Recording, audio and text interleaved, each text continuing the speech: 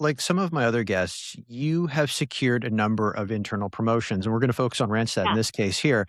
Let's say, for example, you're mentoring someone and they say, Nancy, I want to stay where I am right now in my company. I want to grow another level. I like the company I'm at, kind of like how you like Yeah. your time at Randstad. What advice would you give them to seek out internal growth? Well, I had someone give me the best advice ever. She said, start asking and stop waiting. Mm, Right? it's true. Yeah. Right? So I think you need to start paving the way for where you want to go. And you need to start having those conversations proactively and planting this seed in your leader's head that here's where I want to go and how are you going to take me there, right? And so I think a lot of the times that we may sit back and just wait to our leaders to kind of develop us or well I think I'm going to take you here or there and but we need to take onus of our career and we need to take onus of the direction of where we want to take it, right? And as we gain clarity on the different roles that we're in, or we're like, you know what, maybe I don't like to do that. Maybe I like to do this. You need to be honest with yourself. And when you're very honest with yourself and the path where you want to go, that's where you need to start asking once I you've do secured that. I don't think a lot of people are really wired, though, to ask for things because we want acceptance. It's kind of like you're at a high school dance, you want someone to ask you to dance. Yeah. You don't want to ask them because then you've set yourself up. There's the power dynamic shifts. You've set yourself up for disappointment because they could say no to you and then you have to move on with your shame. So I think sometimes people feel that there might be a bit of I guess they're afraid of failing or losing by asking for something that they may or may not get. But they're never gonna know if they never ask. I know, I Right? know. I hear you on it. Like, don't ask, don't get is some of the best advice I've ever received. And I put myself out way more because of that. Oh, and listen, I've been putting myself out my whole entire life. Like I'm like, hand up, let me do that, right? And it's this fearlessness that has got to it has helped me get where I am today, right? It's the fear, it's being fearless of failing, right? But also like asking what's the worst they can say is no. Okay, so it's no right now. Okay, what do I need to do to get there then? Right? Mhm. So it's not being afraid to have that conversation. If it's a no, okay, walk me through where are my gaps right now and how do I need to get there? Right? Because you need a path. You need to understand where you want to go. So start asking how you get there if it's a no. One of my former guests, and he was one of my bosses, Brad Furtney at the CBC, Mhm. he told me, he goes, you got to think 2 jobs ahead. Don't think about your next Yes. job. Yeah. And Nailed it. that's Love resonated that. with me quite a bit because Yeah. I don't look at individual jobs like, okay, where's this company going and can I go somewhere with it in the long term? But one thing I did want to ask a couple minutes ago, you brought up elevating your internal brand. Let's Correct. say, again, you're coaching someone. What are 3 pointers you'd give them?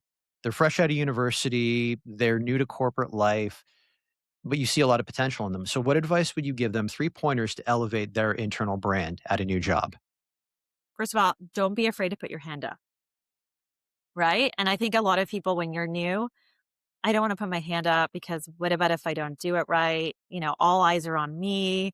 I'm shy. you know, what about if they're going to critique my performance because I'm putting myself in the spotlight?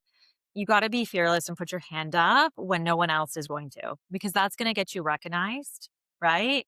And that's going to really create visibility for yourself because visibility is power, especially internally within your organization. And you want to be Mhm. visible to the right people that are going to advocate and champion you forward to where you want to go, right? Especially if you're not in the room. You want them talking about you in a positive light when you aren't in the 100%. room. That's I wish they would teach that in school. They don't at all.